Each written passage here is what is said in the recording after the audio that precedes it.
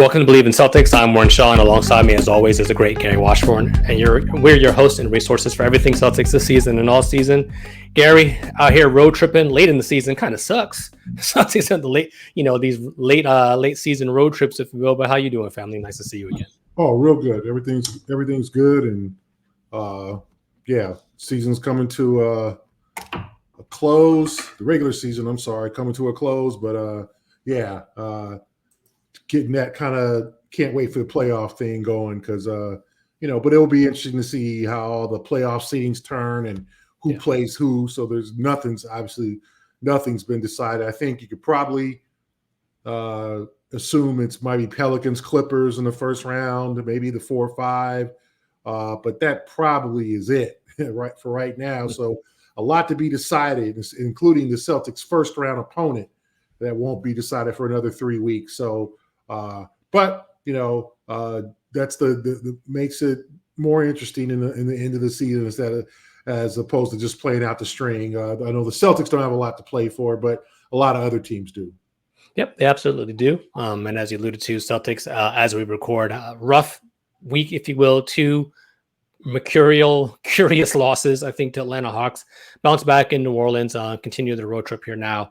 But maybe we'll touch on that, but not too much. But as always, we got to give our plugs. Make sure you follow me at Shaw Sports NBA for NBA. Make sure you follow Gary at G Watch from Globe. Make sure you're catching all his writings over at the Boston Globe. Follow Bleav at Bleav Network or Bleav Sports. And make sure you're giving our show a 5-star rating on whatever platform you're listening to us on. Let's just kind of jump into maybe that from that aspect. Just, the last game, the New Orleans, they bounced back against Atlanta. Just quick thoughts on that. I think it was important for them to not have their first 3-game losing streak of the season.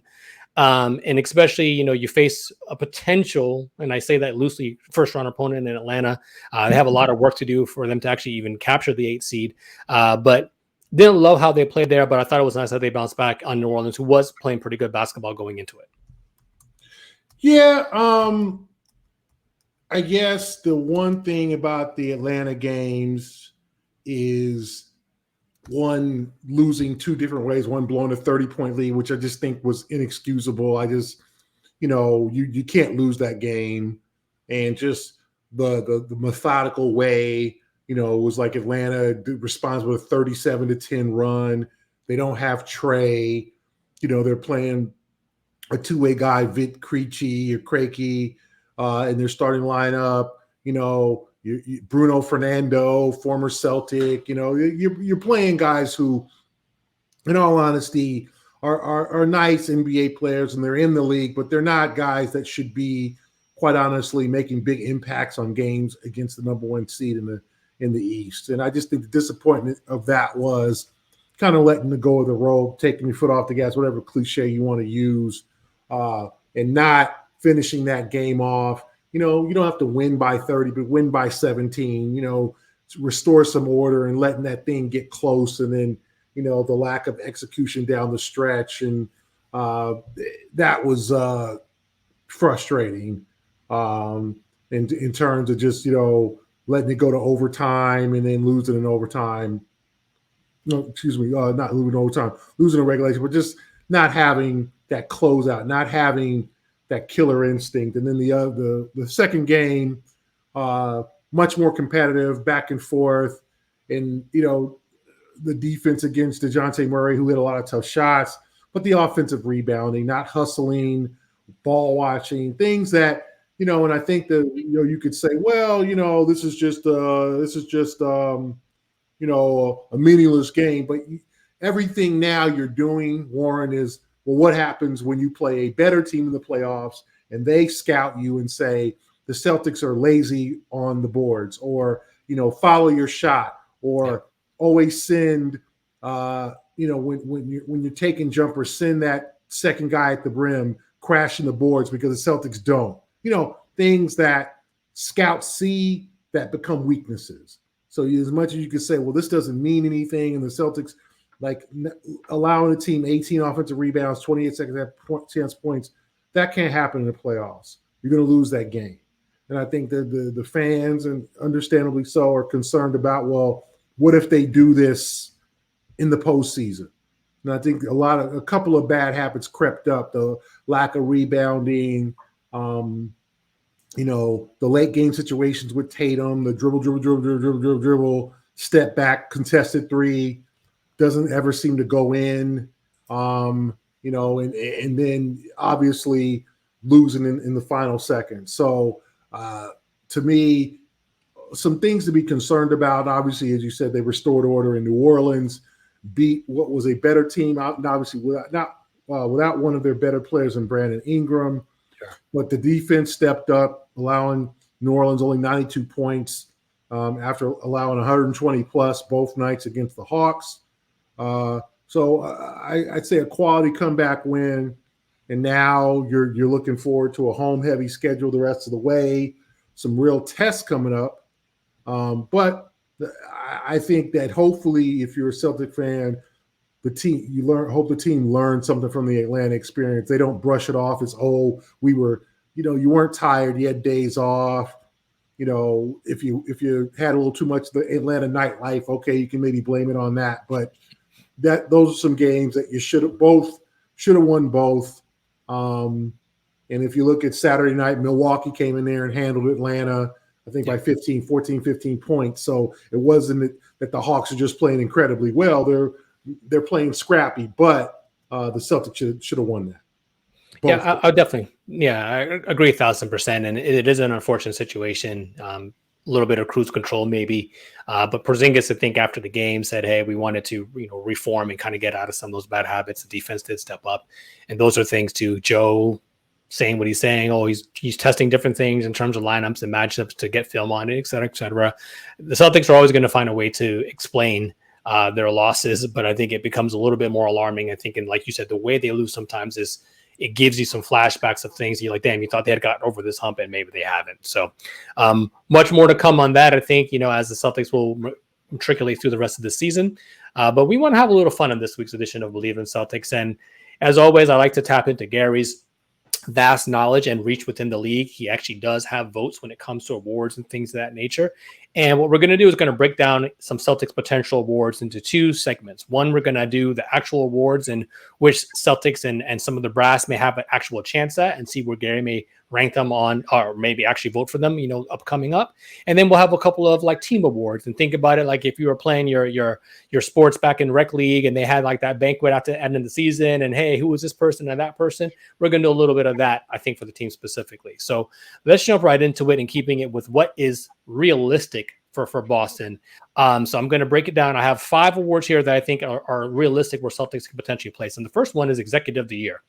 Haven't heard much talk or conversation about this award. We've heard, the Tatum MVP. We've even heard some stuff about Joe for Coach of the Year, but not so much for Brad in terms of the Executive of the Year. Your thoughts, Gary? Where should Brad Stevens finish in the Executive of the Year, and does he have an actual shot at winning the award this time? Yeah, I think he does. I think he made some strong moves. Obviously, Jrue Holiday and Kristaps Porzingis. And I don't really know. Like, I'm trying to think. Like, is there someone else? I mean, you could maybe say the guys. Leon Rose in New York, or maybe Oklahoma City and Sam Presti. The folks up in Minnesota. But to me, I think Brad does have a shot there, and he could try to make it work. It could be a candidate, could be a guy who is up for that award because he's done a lot of great things. He's done a lot of great things over his time. He's made a lot of sneaky moves. Obviously, a couple of years ago, the acquisition of Derrick White, but this summer, the Holiday and Porzingis moves, changing the complexion of your team. I do think he deserves definite consideration for that, and just what they do, how they built and reformed a team to try to make another run at the championship. They could have stood pat, run it back. Would they be as good? Probably not. We never know, but they could have easily run it back and said, hey, let's just give this another shot. But for them to take the chances, to make those moves, taking a chance on a Kristaps Porzingis who's been injured in other places, and have him have the kind of year he's had. Jrue Holiday's blended right in. I think he's definitely up for consideration. Yeah, the executive of the year usually has to be somebody who's done something. And I think in the case of OKC and Minnesota, not that they didn't do anything, but a lot of it was guys got healthy, got back, and they allowed their teams to kind of build from within. They didn't make acquisitions. And then sometimes it's like, all right, well, do something in the middle of the season. And neither one of those teams that did anything significant, I think, in that regard. Maybe you can look at Indiana, and they get Siakam at the trade deadline, but I mean, they're still trying to fight above the play-in situation. I think with Orlando, same thing. They didn't do anything to acquire anybody per se. There's some natural progression. So you look at all the teams that have taken steps up, it's not any of those things. Maybe look over in Dallas, maybe, and especially with the midseason stuff that they did here now they're trying to make a surge as well too. But I think Brad has a legitimate and a realistic chance at getting this thing done.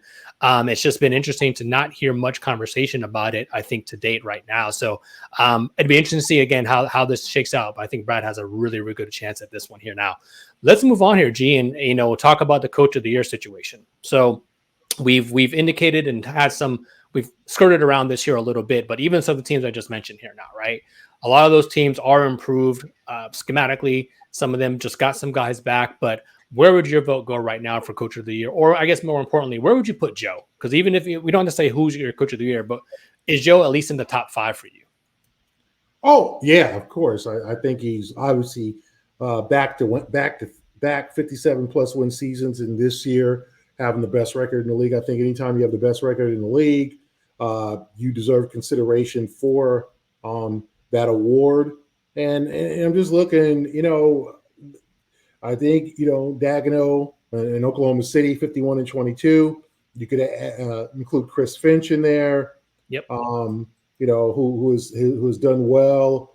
Obviously, Ime Udoka is making a late run, because if Houston sneaks into the play-in and they're making a run at it, and I think that game April 4th, Warriors at Rockets will be a huge game in that determination. You might give him coach of the year. They've won 11 in a row. They were a terrible road team to begin the first 2/3 of the season, and they've gotten better on the road. Obviously, much better home team as most young teams are, but he has pushed that young team from being terrible, 19, 20 wins, to now 38 wins. So they have a chance, obviously, to finish over 500. That's a dramatic shift. Usually teams don't make 20-plus win improvements over one season unless Gary, let me interrupt real quick. So then, in some ways, we're talking about Udoka, but Sudo also making a case for Raphael Stone here now too, right? Because he made the Udoka higher. Yeah, and brought Van Vliet in and Dylan Brooks as well too. Brooks, so you could say that too. Paid a lot of money. I think maybe overpaid for both, but sure. In many cases, that's what you have to do to get guys to go sign with bad teams. Is you gotta show them the money, and that's what they did. But I'm looking at around the league in terms of coach of the year. There just isn't anyone. Could you say Rick Carlisle? Yeah, but they're 6th. I mean, nothing stupendous. But they've been a good, respectable club all year, and they made it to the finals of the play-in. Jamal Mosley in Orlando, they're going to be, in that middle 4th or 5th seed. Might be able to give him some votes, because Orlando's been down for a while. Tom Thibodeau dealing with all the injuries in New York, and they've been decent. But these are teams that are 4th or 5th. I think you're going to have to probably consider, teams that are really successful, like a Minnesota, Oklahoma City, or a team like Houston that came from basically being one of the worst teams in the league and are now fighting for a playoff spot. So I think those 3 coaches, Finch, Daigneault, and Ime Udoka, are probably likely in contention with Joe for coach of the year. I think Joe will get some votes, but I also think sometimes, Warren, too much talent or talent counts against you, where it's, anybody could have coached that team to 55 wins. Look at the talent they have. So I think you're going to probably that will probably cost Joe, unfortunately, for him. Yeah, I tend to agree with you, but all great points in the coach of the year said without any, we always talk about this, without any true criteria for what it is and how you're going to vote, it's always hard to make these determination. It just becomes so subjective, and beauty is definitely in the eye of the proverbial beholder on these awards. Let's transition now to another potential placement in terms of NBA awards. And I think Jayson Tatum's a lock for all NBA in some capacity, but let's talk about Jaylen Brown and his case. So I think he made it last year. Obviously got the mega extension as a result of that. Does Jaylen Brown have a chance to repeat as an all NBA, especially with the 65 game limit here? I think that probably works in his favor more than anything else. Yeah, I think might be probably a lock for that because of his second half. He has definitely put the team on his back. I think he's had a better second half than Jayson has had. I think Jaylen's proven to be a good two-way player, a guy who can take over games, a guy who can give you that 15-point first quarter, a guy who can score the ball in many different ways. So, yeah, I think Jaylen at this point is a lock. Probably, don't think it'll be first team, but second or probably more likely third team because there's just so many guys out there now. But the 65 game limit, you're going to have to look at your, the ballot's going to be a little different because, guys like a Donovan Mitchell and some of these guys who are usual staples for that team are not going to be eligible because they didn't get the 65 game limit. So it'll be interesting to see some of these guys who plays how many games over the last few weeks to get to that 65 limit. Are guys going to get shut down? There's a guy who's playing 62. Just put me in 3 games for 20 minutes so I can just get my eligibility. Because remember, there's performance bonuses also included in this. And if you're not eligible, you can't win. You don't get some money. You don't get that bonus money for being all NBA or being MVP or getting, top 10 MVP because there's conditional, situations in a lot of contracts. So we'll see how that goes over the next few weeks when guys are on the cusp of 65 and probably need to finish that off to become eligible. Let's close it out here in terms of the actual award Celtics may have a chance at, if you will. We are not going to talk about the MVP because we don't think Tatum is going to win that. So he'll probably place 4th, 5th, whatever it is. But let's talk about the all defense team, right? So does anybody outside of Derrick White have a chance to make, one of the all defensive teams? I think Jrue Holiday has a chance.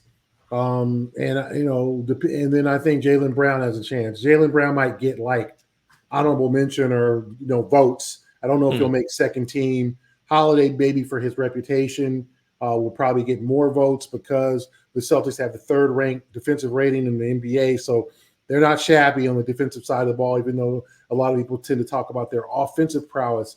I think defensively they're good. I think they showed that against New Orleans. I think when they want to, I don't think they were great at all defensively in Atlanta. But if you're looking but Atlanta is one of the better scoring teams with or without Trae Young in the NBA. They can put the ball in the hoop. So if you're the Celtics, I think they got 3 guys, Jrue, Derrick, obviously, who might be a candidate for first team. Maybe get it voted to for Defensive Player of the Year, although I think it's going to go to Rudy Gobert based on reputation, tradition, and Minnesota being having a shot at the number 1 seed. But I think Jaylen will get some votes. Will he make second team? Well, is he one of the top 4 defensive guards in the NBA? That's a tough thing to ask. I think maybe, he'll get votes, but I do think he deserves votes and deserves consideration. I mean, I think that'd be an amazing situation. Imagine making all NBA, all defense, in that situation for Jaylen, especially with how the year started and so many questions, hey, how is he going to fit in with Kristaps, et cetera, et cetera? Was he offensive hunting too much and not focusing on, I remember having the conversation with you specifically, Jaylen needs to focus on other parts of the game, and I think as his offense has progressed, so has other parts of his game, even in general, even a little bit before that, especially on the defensive side of things too. So a lot of fun conversation. As you all know, Gary does have a vote. So we'll see how things work out here in a few weeks when the voting kind of comes to fruition for all NBA players in this award situation. So now we're going to transition here, G, to some of our at least my made up awards, right? Again, this, hey, after the season type of situation. And we haven't prefaced this, so for our fans and listeners, we're going to feel our way through the dark here a little bit. But I'm going to start off hot, and then I may even, for some, I'll even give you some potential candidates. And if you have somebody completely different, then so be it. But The most important Celtic this season. So I'm going to give you three names: Derrick White, Kristaps Porzingis, and Al Horford. Or would you pick somebody else outside of those three for the most important Celtic this season? I think, Tatum and Brown, we know what they bring to it, but I think it's kind of those ancillary roles. Where would you go? Probably with Derrick White in a close decision over Kristaps Porzingis. I think Derrick White has been tremendous this season, taking a step forward with confidence, taking a step forward defensively. He was already good defensively, but has become better and good scoring wise. Good scoring the ball, good with his ability to get to the, hit that key 3-pointer. And I think that he just has to, in all honesty, just stay confident. And I just think he'll be a weapon. And I think, honestly, the Celtics probably need to use him more down the stretch in clutch situations and see how that works out, because I do think he can be a clutch player. But I'm going to say in a close decision, Derrick White over Kristaps Porzingis. Okay. Next one, Gary, we're going to move into the most improved Celtic. So the player obviously had to be on the roster last year. So we're not going from, who's improved this year, but from last year to this year. So that gives us a smaller window in essence to work with.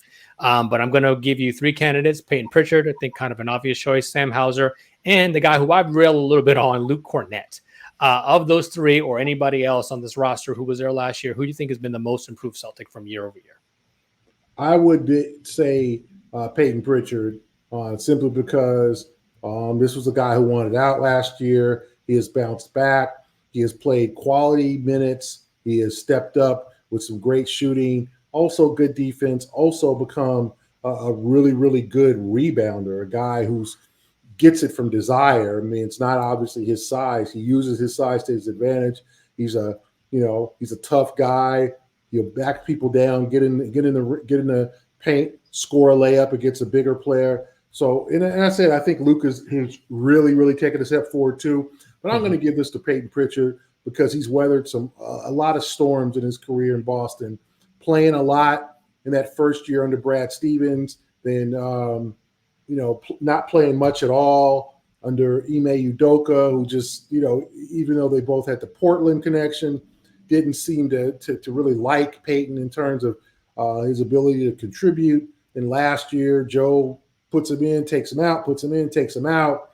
So this year, for him to sign the extension, show up to camp ready, and making major contributions, I think says a lot about his wherewithal, and I'm going to give him the nod. So far, so good. I think we have a chalk ballot. I would retort, but I'm agreeing with everything you're saying so far. So we'll see if this one changes. And this one is a little bit more expansive. So we'll see where we go on this. Best addition to the Boston Celtics this season. So now, hear me out, G. I got Kristaps Porzingis, obviously, Jrue Holiday, Sam Cassell, Charles Lee, and Jeff Van Gundy. I'm going to say Porzingis. It's a pretty easy one there. And I'm not saying that the other guys haven't contributed greatly, but I think Porzingis has unlocked an element in this team that it didn't have. I think for years, the Celtics needed a center, a productive offensive center, and they tried to do it. Garnett obviously retired. They, had other guys, the days of Daniel Tice, and they've had guys in there who have tried their darndest. And it's lastly with Robert Williams that, did his best, but just was not able to give the Celtics an element of scoring. And also what Porzingis has brought to the don't say brung, kids, that's not a word, brought to the team is a defensive element, a rim protector, a shot blocker, a guy who, is not necessarily, Akeem out there or even a Rudy Gobert or Will Chamberlain or something, but a guy who will make a driver think twice, a guy who will compete in the paint. He's not going to just get pushed around. He's not going to get just, he's not going to relent. He's going to try his hardest. Sometimes he wins, sometimes he loses. And so I think a defensive element too, one of the reasons the Celtics are good at better defensively is their interior defense, is the presence of Kristaps Porzingis. So I think he has unlocked elements in this team that probably people really didn't expect that he would. And I think he's taken that step forward. So I'm going to say he's the rookie of the year in terms of first year Celtic. Love it. Love it. Love it. This one's going to be a little harder, maybe well, it was harder for me to kind of come up with, but even in terms of like, not quite sure where I'm set on in terms of an answer. So highest upside on this team. And so you can go with stars if you will, if you wanted to, but I looked more into the guys who are kind of out of the rotations, like, hey, may try to crack the rotation next year. A JD Davidson, a Jordan Walsh, a Jaden Springer, a Queta. Which one of those guys or anybody else you think has the highest upside, who has more potential to reach on this current Celtics roster? Yeah, that's a tough one. I'll probably say Queta. I really haven't. I'm trying to figure out Jaden Springer. Besides being a good athlete, like, is he a basketball player? And some of these guys, in all honesty, are good athletes who just kind of happen to ball. And I'm trying to figure out what Jaden Springer is at the pro level. Is he a one guard? Is he a two guard? Can he score the basketball? Can he shoot? We haven't really seen all that much from him. And I know he played 8 minutes against the Hawks. And and made some plays, had a breakaway layup, but then he had an open 3-pointer and he missed it. And so for me, I'm trying to figure out what he is. Right? I'm just trying to figure out what he is. So far in his short sample size, 33% from the field, has yet to hit a 3-pointer as a Celtic. So I'm not sure what he is yet. And we can also obviously Jordan Walsh. I think Jordan is. I'm trying to figure out what Jordan is too. Yep. I think next year will be a huge year for him, like to try to make the team and be here as opposed to Maine. So I'm going to say Queta. Queta, I think, has an opportunity. He has a nice smooth touch around the basket. He's tough. He can rebound. He's just got to learn the game, the idiosyncrasies of the game, when to screening angles, things like that, things that bigs need to learn, some probably more than others, and stay out of foul trouble, be more of a basketball IQ of, okay, let me not goaltend this shot. I know I can block it, but let me not block it because it's probably going to be goaltending. Things like that. I think that's what he has to do, but I would say he has the biggest upside. Last two, Gary, before we close out here on Bleav In Celtics this week edition. Again, I'm loving the conversation, loving the reasoning here, and love how you're just doing it, kind of freestyling it and backing it up. I think these are all solid selections. I think a lot of Celtics fans would agree, with where this is. This one is maybe a little contentious. But I think you might have already given your answer to it as well too. So we might double up here. So I'm not going to give you any potential candidates. The most clutch Celtic, who do you think that would be or is this season?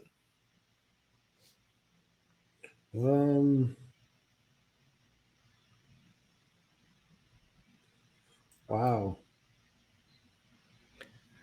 I think Celtics fans should be worried that you're thinking this. I could say Derrick White's had some big shots. Yep. Tatum has struggled in that situation. Brown, I don't think has had enough opportunities. I'm going to say Derrick White simply because I think in some of those big moments he's hit some big shots. Maybe not in the final seconds to win a game, but I think he is given the Celtics a 9-point lead after a team makes a run and cuts to 6, or he's hit a go-ahead shot, or even in New Orleans, he hits that 32-foot halftime shot to give the Celtics the lead, and a lead they wouldn't give up. So I'm just going to say Derrick White at this point because I just don't think Jaylen's had enough opportunities, and I don't think Jayson has just been very good in that situation. And I think that's a concerning part. The fact that it's not a slam dunk case, you just blurt out Jayson Tatum without even thinking about it is concerning, let's just say the least. But this team is definitely the better as the sum of its parts, if you will, as opposed to star level play. While they have stars on the roster, everybody being able to contribute, and maybe that unpredictability, if you will, of where the shot may come from sometimes can play to the Celtics benefit if Joe Mazzulla tries to employ that. But I would agree, Derrick White has shown probably the most clutch chops, if you will, and it would be interesting to see if Jaylen would get some more opportunities, in that, especially as the playoffs kind of come out to the line, if you will. Last one, G Money. I'm going to call it the Green Culture Award, or the Larry Award, if you will. Which player on this roster you think embodies and exemplifies Celtics core values, hustle, effort, teamwork, more than anybody else this season? Oh boy, it's a good question. I'm gonna say Al Horford, just doing whatever he can, sacrificing his role. Probably could play more minutes, probably could get more shots, but does whatever the team takes, get asked of him to do. Does not complain. Seems like he's very into. Obviously, wants to win a championship, but very into the team concept. Very into playing a role. Very understands. Hey, I'm 37. I'm working, a couple of months toward 38. I'm not the player I probably once was, but I feel good. I can help this team in any way, and I think that embodies that. There's no selfishness there. There's no, it's about me, or I should play more minutes, or I'm better than this guy, or I could still do this. So for me, I'm going to say Al Horford. Yeah, I would agree. I think in some ways, because I feel Jaylen feels more settled now. Not going to be in a lot of trade rumors and those types of things like that too. I think he could, kind of be second, especially with the toughness I think that he's showing in terms of physicality and just like not backing down, I think, to some of the stuff that we've seen this year. But I agree in terms of the overall cultural setter, the guy that they listen to in the locker room. Everybody loves him. I think everybody loves Derrick as well too. But I think Jaylen is stepping into that role in a way that maybe not everybody is realizing how important he even is to this roster, with the intangible things, not just the scoring and even the defense as well too. But I think Al is a great pick as well. That's going to do it for this week's edition of Bleav In Celtics. Gary, did you have a little fun this week? I mean, trying to break from the monotony of, kind of the X's and O's, or was this an exercise in futility for you? No, it was fun. It was fun, and definitely some interesting questions. So let's see what the fans think. I'm sure they have their opinions. We'd like to hear them. For sure, as always. And so we'll see what the Celtics do here as we're recording games against Charlotte, OKC, I think Sacramento as well, too, coming up here over the next week. So the chase for 60 wins, I think, just to check the proverbial box here and make sure they can secure the number 1 seed. That's where kind of things are for Boston. And again, right now, just trying to make sure they can remain healthy as well, too. We'll catch you all next week here on Bleav In Celtics. Again, make sure you follow Gary at GWatch from Globe. Follow me at Shaw Sports NBA, man. Yeah, catch you all next week, y'all. Peace.